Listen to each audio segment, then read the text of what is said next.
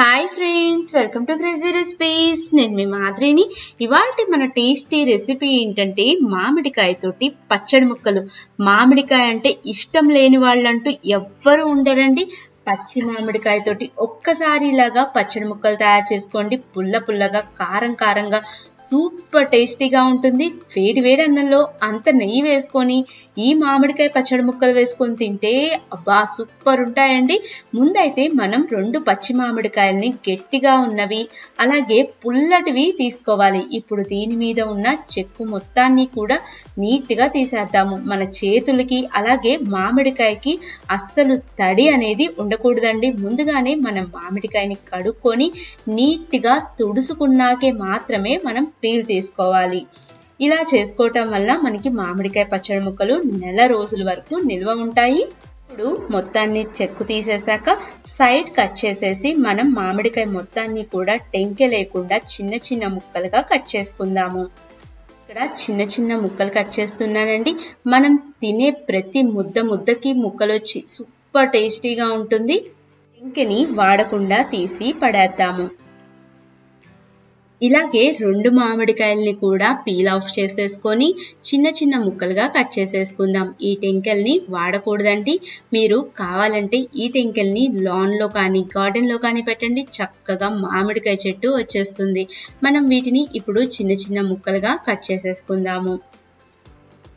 ఒక్కసారి నేను చెప్పినట్లుగా మామిడికాయ పచ్చడి ముక్కల్ని చేసి పెట్టండి. ఎంతటి వారైనా అబ్బా ఎంత బాగా చేసావు అనక మానరు. ఇలాగా ముక్కలన్నిటిని కట్ చేసేసుకొని ఒక బౌల్లోకి యాడ్ చేసేసుకుందాం. చూసారా ఎంత చిన్న చిన్న ముక్కలు కట్ చేశానో. ఇప్పుడు దీంట్లోకి మనం స్పైసెస్ని యాడ్ చేసుకుందాము. ముందుగా దీంట్లోకి మనం ఆవాల మెంతిపిండిని తయారు చేసుకుందాము.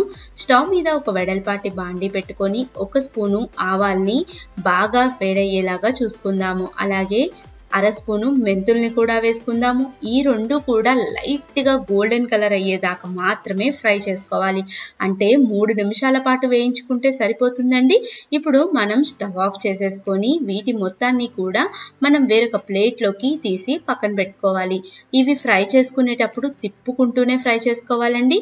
అప్పుడే అన్నీ కూడా ఈవెన్గా ఫ్రై అవుతాయి. ఇప్పుడు దీని మొత్తాన్ని కూడా మనం మెత్తటి పొడిలాగా తయారు చేసుకుందాము. మిక్సర్ జార్లోకి యాడ్ చేసేసుకుందాము. మనం ఆవాలు మెంతిపిండిని అప్పటికప్పుడు తయారు చేసుకుంటే దాని రుచి సూపర్ టేస్టీగా ఉంటుంది. మెత్తగా పౌడర్ అయిన దాన్ని ఒక పక్కన పెట్టేసుకొని పచ్చడి ముక్కల్ని తయారు చేసుకుందాం. ముందుగా దీంట్లోకి స్పూన్లు ఉప్పుని యాడ్ చేసుకుందాము. ఇక్కడ నేను సాల్ట్ని యాడ్ చేస్తున్నానండి. అలాగే 3 స్పూన్లు కారాన్ని కూడా వేసుకుందాము.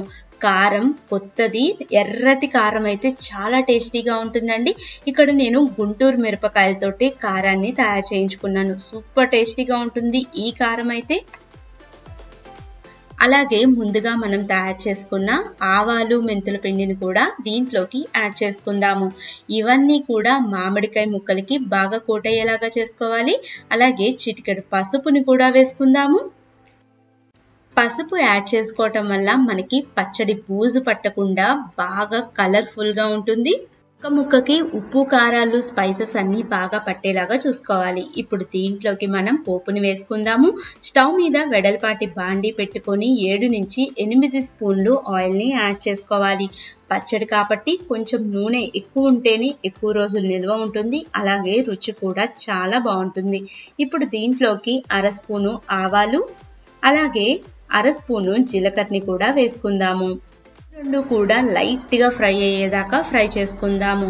ఇప్పుడు దీంట్లోకి మనం చిటికెడు ఇంగువను కూడా వేసుకుందామండి. ఇంగువ వల్ల ఈ పచ్చడి సూపర్ ఫ్లేవర్ఫుల్గా సూపర్ టేస్టీగా కూడా ఉంటుంది. లాస్ట్ అండ్ ఫైనల్ నేను దీంట్లోకి 2-3 ఎండుమిరపకాయలని 4-5 రెమ్మలు కరివేపాకుని వేసేసి స్టవ్ ఆఫ్ చేసుకొని ఈ పోపు మొత్తం బాగా చల్లారేలాగా చూసుకోవాలి. పోపు చల్లారాక ముందుగా మనం తయారు చేసుకున్న మామిడికాయ ముక్కల్లోకి ఈ పోపుని యాడ్ చేసుకొని బాగా కలుపుకోవాలి. సరే పచ్చడిని చూస్తేనే మనకి నోట్లో నీళ్లు ఊరిపోతున్నాయి. ఎప్పుడెప్పుడు తినాలా అనిపిస్తుందండి. కంపల్సరీ మీరు కూడా ఈ మామిడికాయ పచ్చడి ముక్కల్ని తయారు చేసుకోండి. మీకు కూడా బాగా నచ్చుతుంది. నా వీడియో నచ్చింది అనుకుంటున్నాను. నచ్చినట్లయితే లైక్ చేయండి, షేర్ చేయండి. నా ఛానల్ని సబ్స్క్రైబ్ చేసుకోండి. సబ్స్క్రైబ్ చేశాక పక్కనున్న బెల్ ఐకాన్ని యాక్టివేట్ చేయండి. లేటెస్ట్ వీడియో అప్డేట్స్ అన్నీ మీకు అవైలబిలిటీలో ఉంటాయి. నేనైతే వేడి వేడి అన్నంలో ఈ పచ్చడి ముక్కల్ని వెంటనే కలుపుకొని తిన్నానండి. చాలా టేస్టీగా ఉంది. మీరు కూడా ట్రై చేయండి. మీకు కూడా బాగా నచ్చుతుంది. మీకు ఎలా అనిపించిందో కింద కామెంట్ బాక్స్లో నాకు కామెంట్ చేయండి. Thank you for watching my videos. Bye bye.